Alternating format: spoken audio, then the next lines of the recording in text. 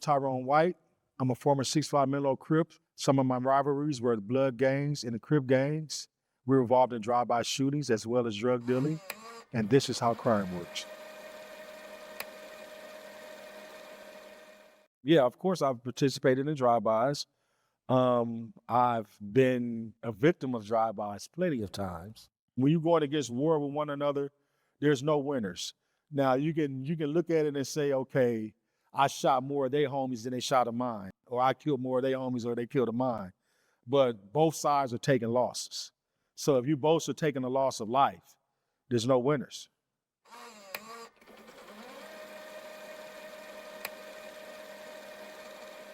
When I was Can you tell us what was the turning point that drew you into socialism was the biggest motivator? Healthcare.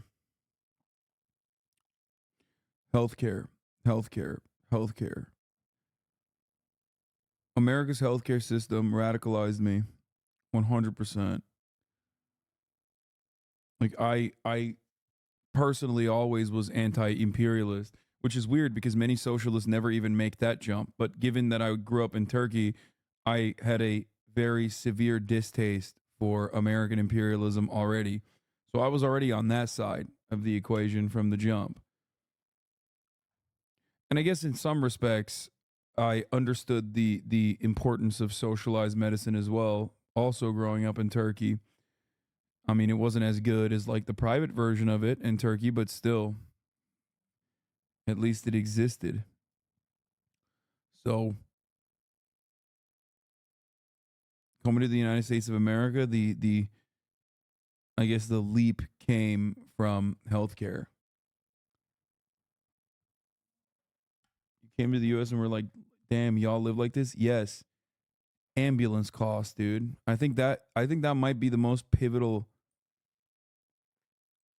I think ambulance costs might quite literally be the most significant factor in my radicalization.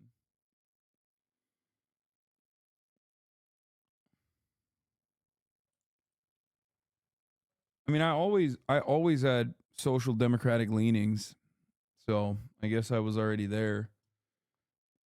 Growing up, seeing the glaring income inequality and the wealth disparity when my parents took me out of private school and put me in public school, when I went to school with the person who was my gardener's son, also made me first recognize, like, that was probably my first radicalizing factor. I was very young too, and I just did not understand why. Like, I literally didn't understand why some people simply were living in the conditions that they were living in, and the dire conditions that we're living in, that they were living in.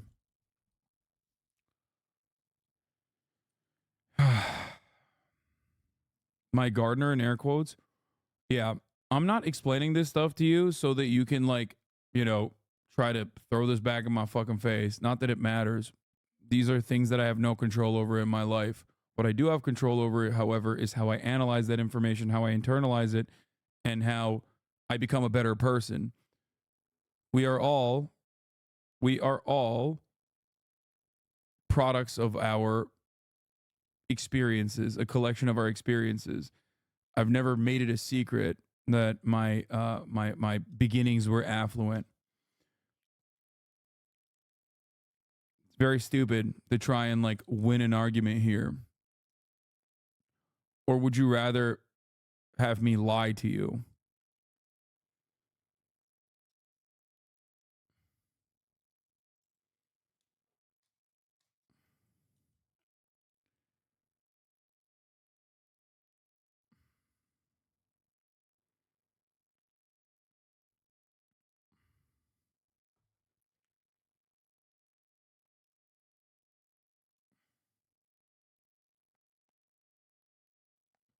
Been 2 years since that child of Gardner story realization. Yeah, I mean, I've talked about that before too. Everything that I've just explained to you over the past hour,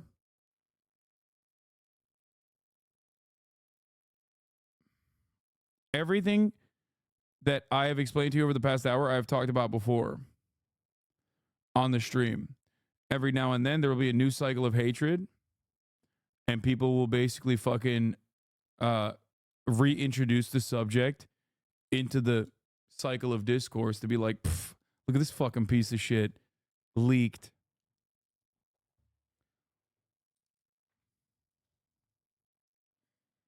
Was coming up, the guns that were used in gang bangings were the 9mm, the 45s, Mossberg 12 gauge shotgun pump, AK-47s, Tech 9s. The first gun that I ever got placed in my hand, given to me as a gift from one of my homeboys, was a 25, a chrome 25, little small 25 with the pearl handle. Had like 7 shots, 6 shots in it or something like that.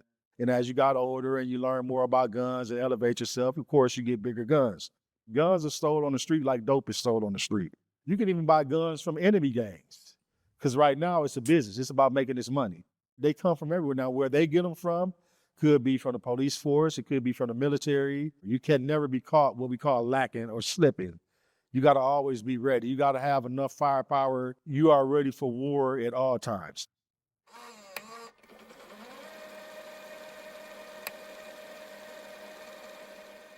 From the early 80s all the way up through the mid 90s, those were the years of heightened gang activities. So drive-by shootings were nothing. You could literally turn your news on every day during those years and see a drive-by shooting. I mean, every day. We had a drive-by shooting to where that I participated in. I walked in the house and I remember seeing it on the news. I must have been about 15 at that time. I remember my mom was on the phone and she was like, I'm so tired of these kids shooting one another and killing one another. And I remember thinking to myself, like, man, she has no idea that I was just in this situation. She never found out about it, but I just remembered the way that I felt listening to her on the phone, telling her friend, like, man, these kids need to stop this and this is crazy. And there's another situation to where we were getting ready to go out on what they call Sunday Fun Day, when all the lowriders, all the motorcycle clubs, all the car clubs, all the gang members, that's like the one day to where all the gang members, enemies, everybody can congregate in one area on Crenshaw Boulevard. I remember we seen a car pull up to the corner. And usually when you see cars pull up in the corner with no lights or anything like that, you know that's a sign of something that's gonna happen. And all you see was guns come out the window and everybody just got to shooting at everybody. And we all just scattered like ants, just everybody screaming, hollering, running, scattering, because no one had guns actually on their person at the time. One of my big homeboys, he was very known. He had got hit in the face because they shot with a 12 gauge and they had buckshots, but it didn't kill him because they weren't shot at close range. Luckily, nobody got killed.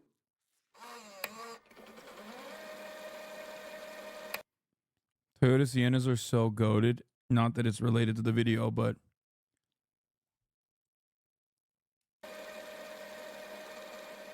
The Crips were founded in the 60s and by Raymond Washington. He formed the East Side Crips, which is on the east side of LA. Tiki Williams formed the West Side Crips. And through those two different foundations, different sets start to evolve. Different areas, the Hoovers, the East Coast, the Rolling 60s, the Menlos, all these different sets. The object and the goal was to keep this side of LA safe. But, as usual, things escalated, things multiplied, and violence became, shit happened. When Raymond Washington got killed, that's what caused the division.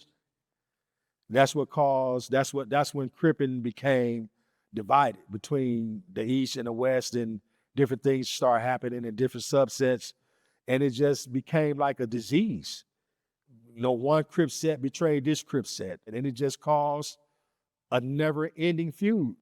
Bloods used to be the main rivals of the Crips, but now there are just as many Crips are against one another than there are Bloods.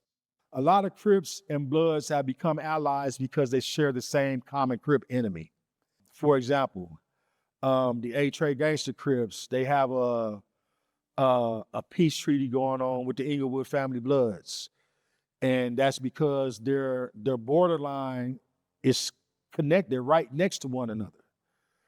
So since our neighborhoods are so close to one another, you got to come through my neighborhood to get home. I got to come to your neighborhood to get home.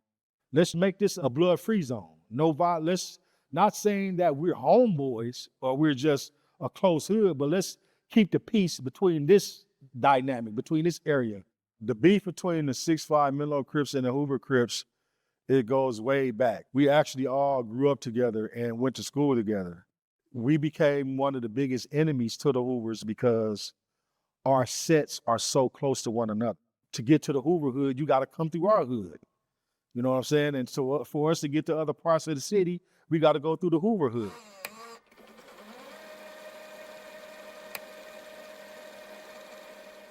I was born and raised in South Central LA all my life. Had a stepfather in my life that taught me how to be a man and different things. But for the most part, I was raised by a strong single mother. Usually in the black neighborhoods, when kids that come from single parent homes like that, they usually get caught up in these streets because your mom is out working, trying to make a living for you, provide for you. While she's at work, you're out there running the streets, doing shit that you know you're not supposed to be doing. And that's pretty much how I started it. I was about 10 when I first started hanging around them. I knew them very well. It comes down to, hey, you've been hanging around us a lot. You've been chilling a lot. You from the hood. I'm missing the point as to why this needed to happen. It's called poverty, abject poverty. He's also describing exactly how it happens too. Single family households that aren't because single family households not born out of like some kind of immorality or anything, but single family households having only one parent for disposable income and no time for parenting. There's no like shared responsibilities. Also, in a lot of instances, the fathers are in jail as a consequence of the war on drugs. This is what kids get into for many reasons, but partially because they ain't got other shit going on. No community centers, no after school programs, nothing. Yup. And also, no future prospects, which I think is also very important.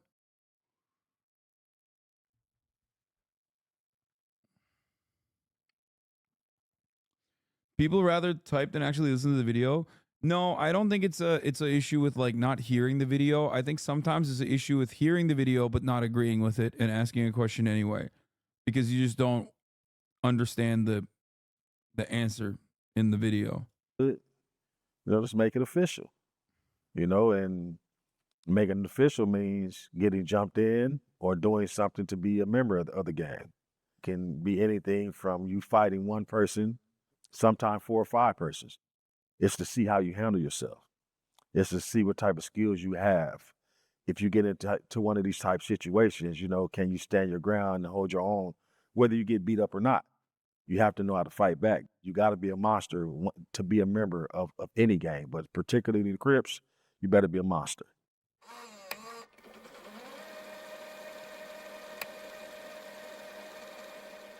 The word Crip was really originally meant community, resistance, and progress. It was a way to bring the community, to uplift the community, to protect the community. Of course, they took on a moniker and the appearance of a gang because, according to the dictionary, a group of 5 or more people is considered a gang. To be a Crip, you have to carry yourself a certain way. You have to walk a certain way. But for me, the allure was I loved the color blue, and they wore blue rags. They wore blue jeans. They wore blue belts. They wore blue Chuck Taylors. The dress code for me back when I was an active Crip in the 90s, in the early 80s, it was definitely 501 Levi jeans, creased. I would go buy a can of starch and literally spend about an hour ironing my pants, layering the starch to a point to where before I even put my pants on, I could stand them up. Crips wore K-Swiss because it was. Here's another reason why these gangs form. It's because a lot of people in these communities have no access to the regular amenities offered by the local government. court system, criminal justice system, police. Because remember that we're talking like 80s, 90s, way worse back then as far as like policing. So that disenfranchisement causes, or that disenfranchisement creates a need for community policing, community organizing. They also influence young people, right? No, man. The real influence, it's like what I talk about with Gaza, okay? Not that there's a comparison between fucking Inglewood and Gaza, but like Israelis always fucking project and say, "Oh, they are learning in their schools to hate Israel." And it's like, no, they're not learning in their schools to hate Israel. They learn to hate Israel when the school gets blown up. And a similar structure exists for gangs as well. It's not the influence of gangbangers being so cool and sick. You can only have this opinion if you're looking at it from the outside, okay? Especially interesting because, like, the dude is basically explaining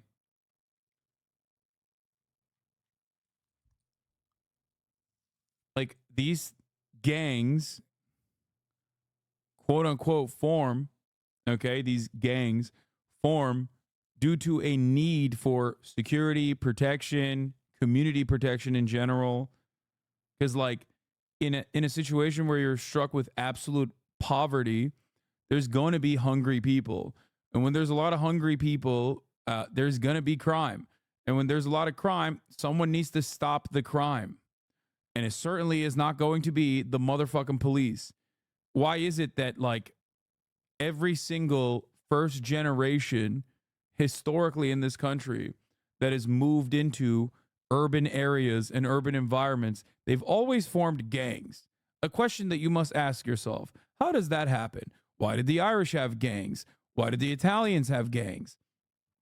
Why did the Polish have gangs? Why is it that they always, especially when they're like recent migrants, why do they always have gangs? Is it because of some genetic differences? No, of course not. It is a necessity. It's not culture. It is a necessity born out of the material conditions that they experience. I'm watching Warrior right now. It's a HBO show. Netflix bought it. The Chinese had gangs too.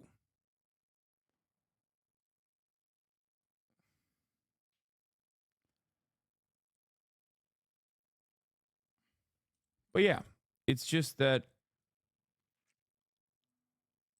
the reason why these organizations develop is because of the material conditions that the community is subjected to. And that's also and they of course they do crime themselves when there's no other opportunity for them. So they resort to illegal means. The acronym. It was actually a disrespectful term towards the Bloods. It was called K-Swiss, stood for Kill Slavs When I See Some. Slavs is a disrespectful term towards the Bloods. If you wasn't a Crip, you couldn't Crip walk. If you wasn't a Crip, you didn't know how to Crip walk. And so to learn how to Crip walk and to actually perfect something like that was like a badge of honor. It's a cool thing. It's when you look at it, the feet movement, the way they dance, the way they do it, the way they incorporate certain moves, along with the hand signs and the hand signals. Words that you Crips usually use, which was part of the lingo, was, of course, cuz. Everything we say would start with a C. If you had to say burger, you say kurger. You know, if you say you say sitch. It's just different things that you could replace the B with a C, you would do it. And that was the same thing with the Bloods. Anything with a C, they wanted to eliminate it. And it may sound strange, and people might be, "No, that's stupid. That's y'all sound stupid." That was our language. That was the way that we talked. We understood it, and that's all that mattered. Someone said the Latin Kings originally was to protect undocumented immigrants, like originally formed to protect undocumented immigrants, which reminded me, and I don't know if this is correct or not. I remember like reading about this, and I feel like I wonder if I'm making this up. Is Democracy Now's Juan Gonzalez? Uh, was he ever related to the Latin Kings in some way, or am I making that up?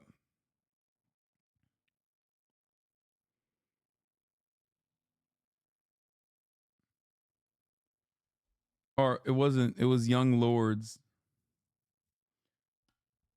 Latin Kings started as a prison gang.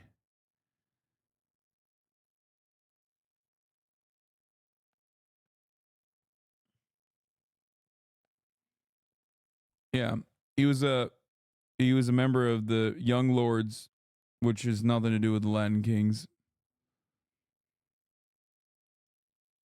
This is it.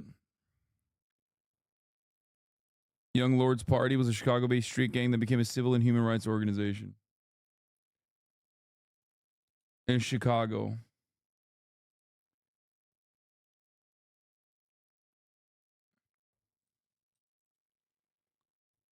For those of you who don't know, I am talking about this fucking New Brunswick, New Jersey legend,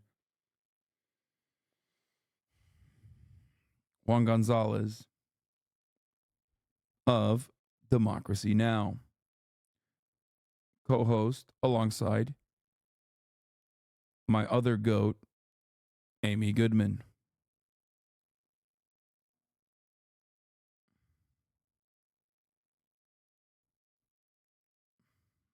So sick. God, they're so cool. God, I fucking love Democracy Now! So much.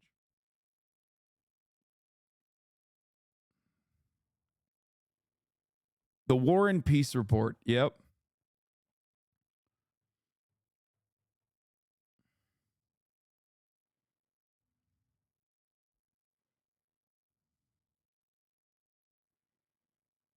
Anyway.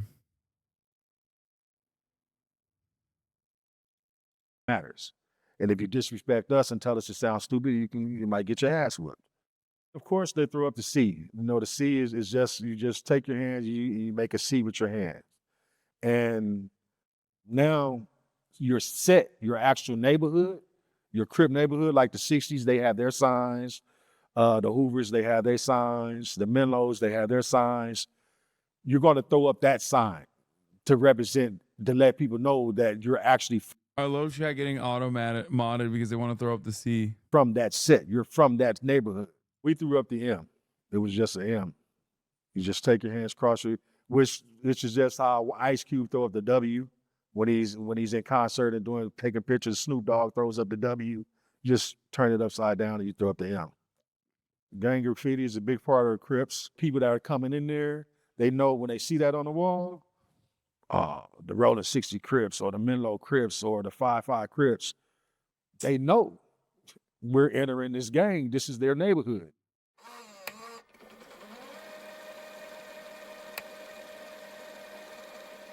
The gang structure is not so much organized like the mafia with underbosses and bosses and stuff like that. We didn't give titles like that. But people automatically knew who the OGs were, who the double OGs were, who the big homies was, and who was ranked over who. The double OG is usually one of the big homies that has put in more work than you can imagine. He's done it all. Killed, robbed, made money, been to jail, you name it, he's done it. Usually 50s, 60s, higher age, that they were around in the 70s, in the 80s when gangbanging really just exploded. They were at the top of their game. An OG really falls not too much different from a double OG, except that he may be a little younger, may have done a little less other crimes. Then you have some of the OGs that have turned their lives around and they just want to live life, have a family, have wife and kids, and they're getting money. They're making money the legal way. So what makes them an OG is the fact that they're talking to the little homies, to the young homies, showing them and explaining to them how they were able to do this. There ain't no way you guys made a fucking BTTV norm. Omae wa mo imbeciru. Omae wa mo omae wa mo imbeciru. Omae wa mo imbeciru. お前はもうインベシル。 Omae wa mo imbeciru. お前はもうインベシル。 Omae wa mo imbeciru. お前はもうインベシル. お前はもうインベシル. お前はもうインベシル. お前はもうインベシル. お前はもうインベシル. お前はもうインベシル. Yada yada does it. Street soldier is exactly what that sounds like. A street soldier is going to go out there and put in that work for the OG, for the double OG, for the little homies. Mr. Bonachari. Mr. Bonachari-san. But just for the setting period. A street soldier has no limits. He's going to go out there and do what he has to do, no matter what. The little homies are usually, of course, what they sound like. The little homies that's looking up to the big homies. They're going to imitate, they're going to copy everything that the big homies do. And if the big homies is constantly going to jail, robbing people, shooting people, killing people, the little homies going to follow suit at some point. My main thing was always to look out for my big homie, or whoever called me they big homie, and make sure that he was taken care of and vice versa, because he does the same for me. He don't have to, but he does.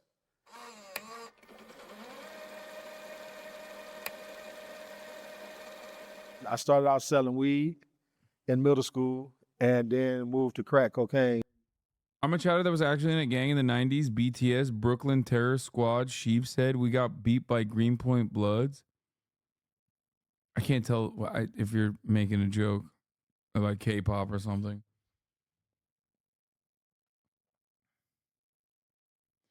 You shouldn't make fun of someone that has put himself out there. Maybe you should put yourself out there like D. Shut the fuck up, Chepsa. And robbing. I did robberies. That was my way mostly of making money and keeping money in my pocket. The big homies had the big dope, and they'll issue it out to the younger homies. They'll issue it down to the guys to the next level. And it was a way for everybody, from the big homie, OG homies, all the way down to the homies in junior high school, to make money. The homies in junior high school, they may be out there selling crack on the corners, $5 rocks, $10 rocks.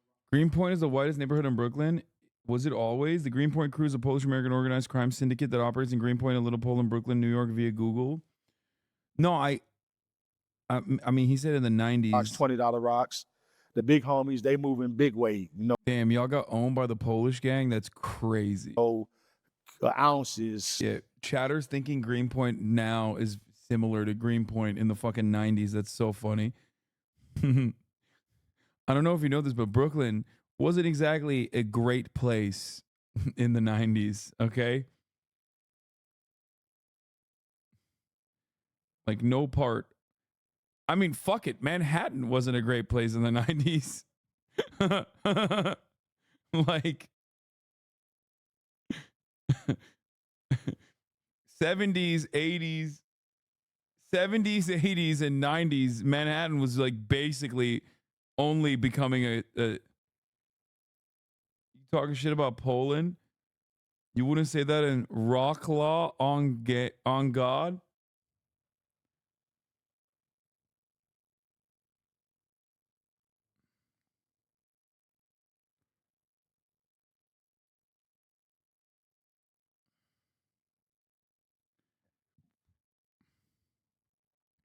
What happened in New York after the 90s? 9/11.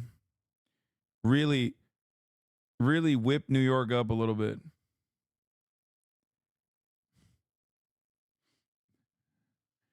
It was all uphill after that. Quarter pounds, stuff like that. The drugs came from, a lot of times, from drug cartels and as well as the government, believe it or not. I mean, there's a story about Freeway Rick, one of the biggest black dope dealers in history of Los Angeles. And he was caught up in that Iran-Contra stuff with Ronald Reagan, and come to find out that the DEA was supplying him with dope, the same dope that they gave him 30 years for in prison. So, it's like, that's just how it worked. They put it in our neighborhoods to bring us down, to keep us down. Always a goal of Crips, to make a substantial amount of money and to open up your own business, whether it be a smoke shop, a liquor store, or a foods place, or whatever. That was the goal, to find a way to take that money and make it somewhat as legal as you can.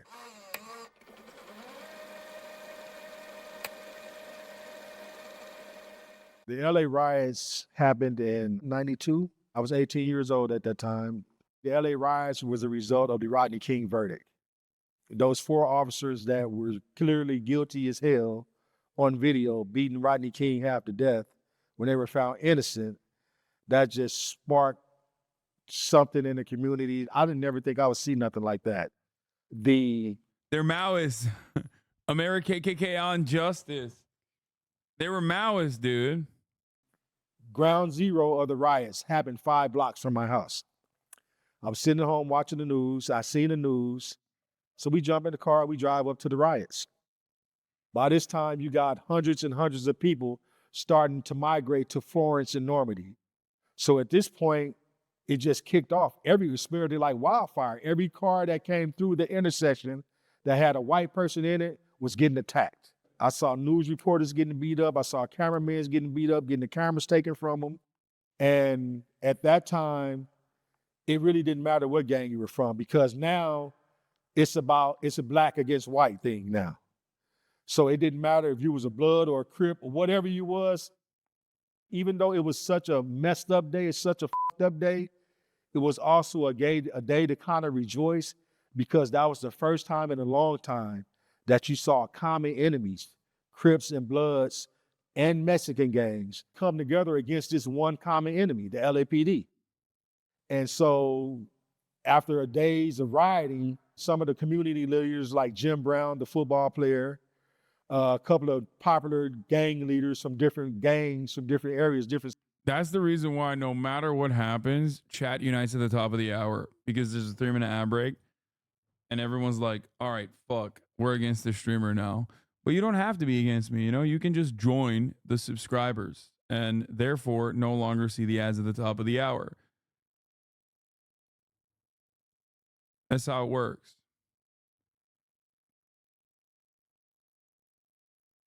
Here's the 3-minute ad break now.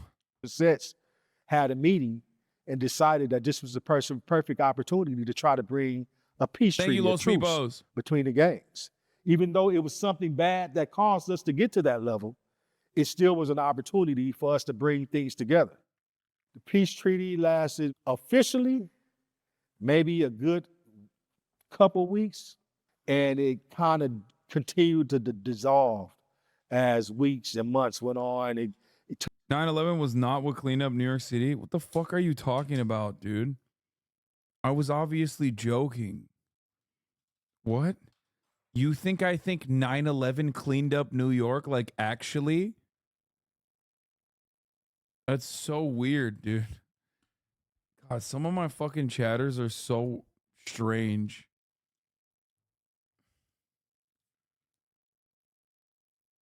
To the point to where it didn't exist no more.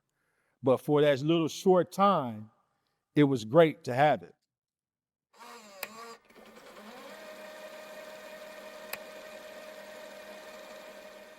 When gangster rap came out, it introduced a lot of Cripping, a lot of Crips.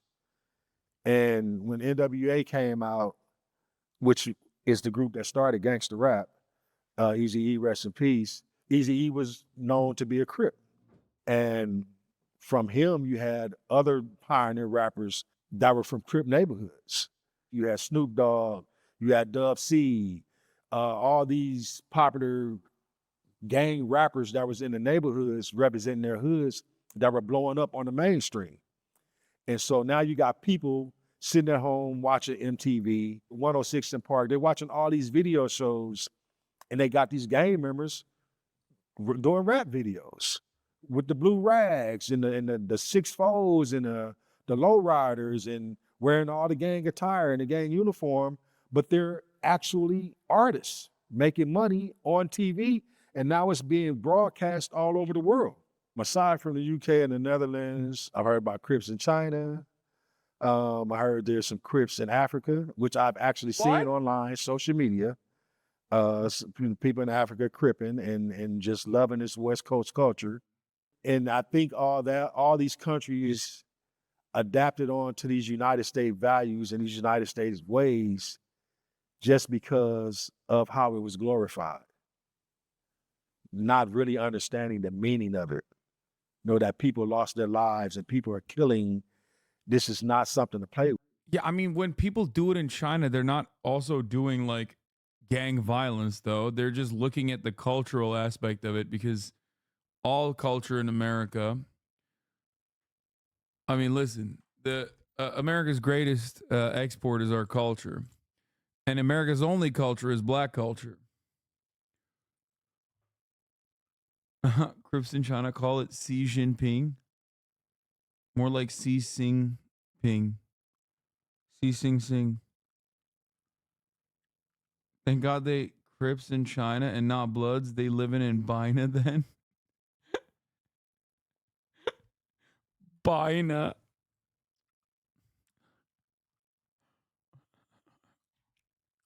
With.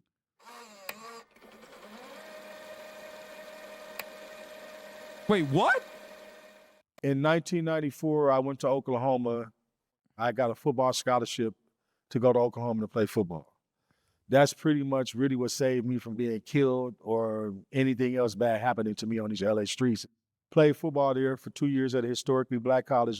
In 1996, 97, I moved to Oklahoma City and I started working at the juvenile detention center.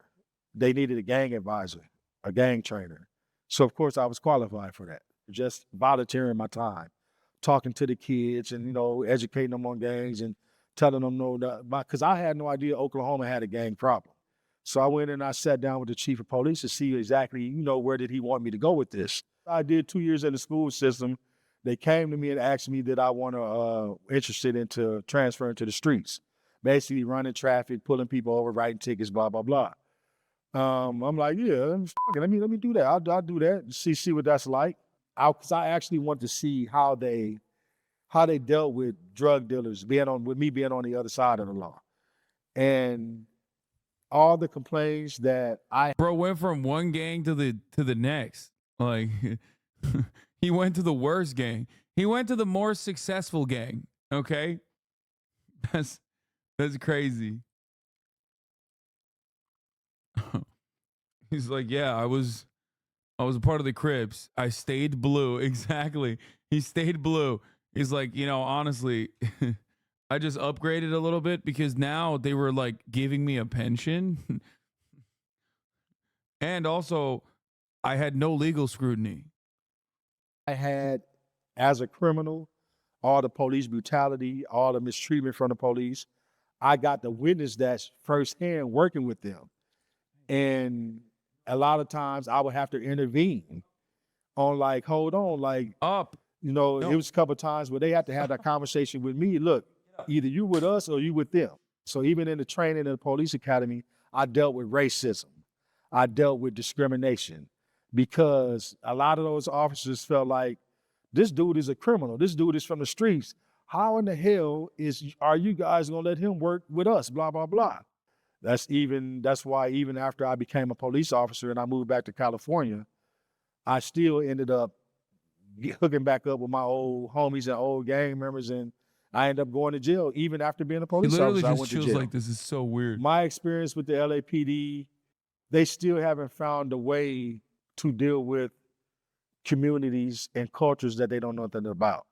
It's the same tactics, dirty cops, bogus charges, planting drugs, mistreatment because of who you are or what you represent. It's the same. By the way, Oklahoma, as we've talked about before on this broadcast, is a notoriously rapist police department.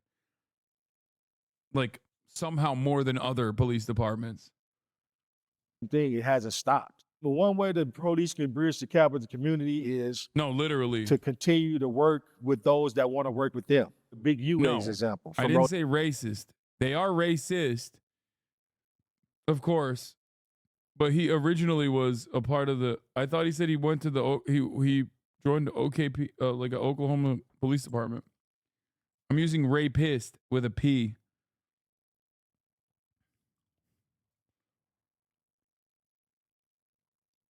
The 60s. Guys that are gang activists that are trying to do things to stop the gang violence and help kids in the community and bring some positivity in the community. The main thing is to save lives. And after you save lives, you want to create opportunities.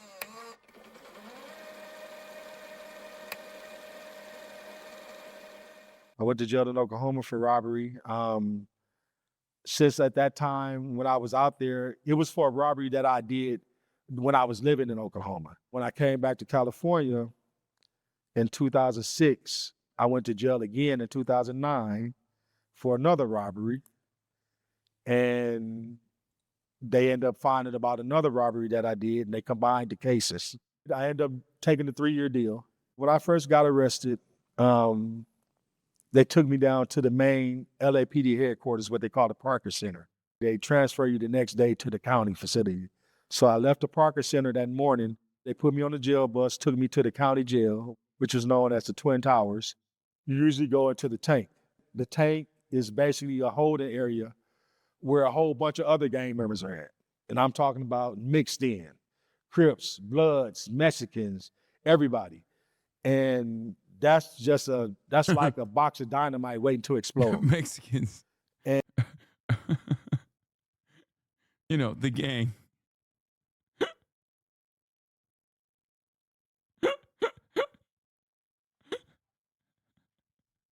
Crips. You have the Crips, you have the Bloods, and then you have the Mexicans. And sometimes you get put in those situations and the officers just leave you and they don't care. They don't, whatever happens in there, it happens. And you're gonna always find somebody in there that's gonna challenge you, especially if you're from a rival gang. You listen for the lingo, you listen to what they're saying. Or you might see people that you haven't seen since elementary and you lost contact with them, you wonder where they were at. Well, this is where they at. And so you find out that they from a Crip set. And so you guys just connect with one. Now, if it becomes a racial thing, Bloods and Crips, you know, they find a way to unite against whoever, whatever race they have to go against. You know, it can be some violence erupt in between the transportation into the different dorms or the different units. But for the most part, in the county jail, Crips was with Crips, Bloods with Bloods, or sometimes you get the general population where it's a mixed dorm. Now, don't get me wrong. If I went in there as a Menlo Crip or as a 60 Crip or 60 go in there and they run into some Hoovers, it's bad blood automatically. No matter we're Crips and we're Crips, we're in the same unit, it don't matter. We need to settle this beef. So I might walk in here and a Hoover Crip might say, hey, you from Menlo? I need that fade. If you went to jail, would you shave your head and go Nazi or go hardcore Muslim gang? I don't know, man. That's a tough one. Whichever one is more powerful in the prison, I guess. I mean, you got to join one. It's not even a question.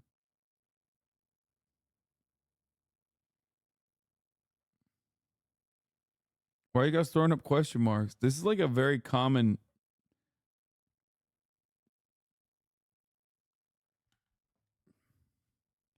Literally, what kind of question is that? That you guys have never heard about this question before? I feel like this is like a normal.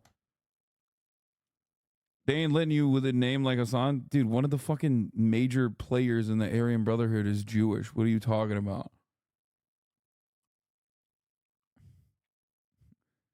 Nah, dude. The Aryan Brotherhood is just the white gang, okay? I mean, they're Nazis for sure. Don't make no mistake. They're definitely neo-Nazis, right? But you know, a lot of dudes are just white, so they are under the Aryan Brotherhood automatically.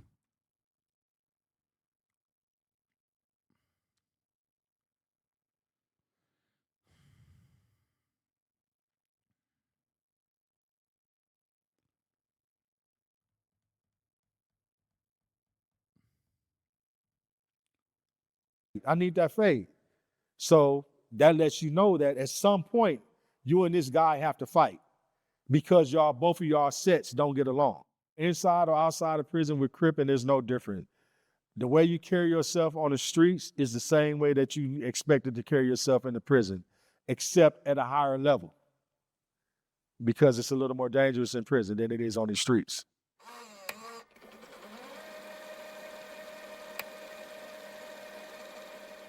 The thing that made me change my life was my kids.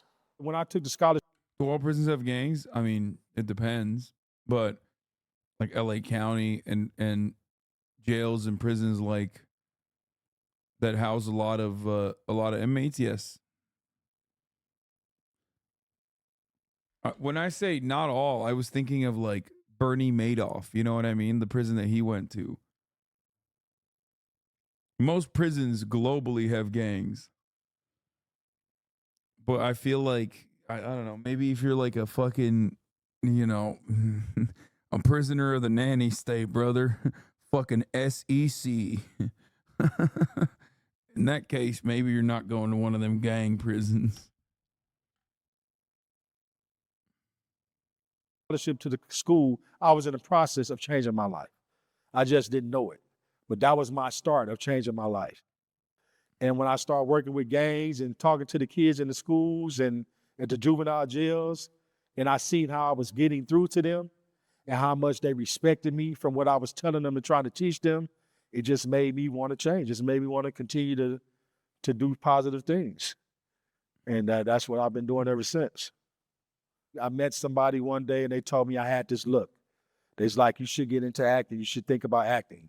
So I started doing acting little gigs, doing extra roles. And so I've done several projects and been This guy's done everything. a part of several TV series and dramas and different things that have gotten my foot into the door of acting. So there's definitely some positivity that can happen from my past that was negative. Yeah. Business started contact the LAPD about White's claims of lack of support for marginalized communities and police corruption. The LAPD declined to comment on these specific allegations. Business Insider contacted the police academy White attended for comment, but did not get a response.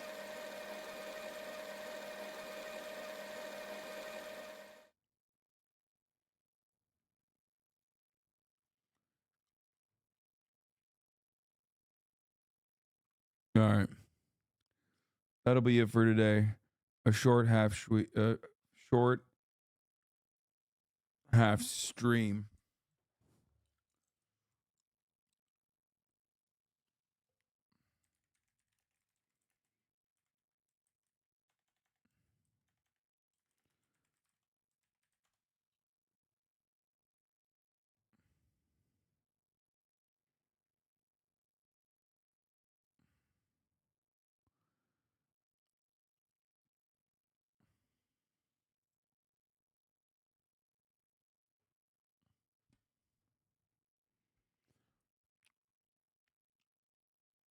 Hasanabi thumbnail and mention.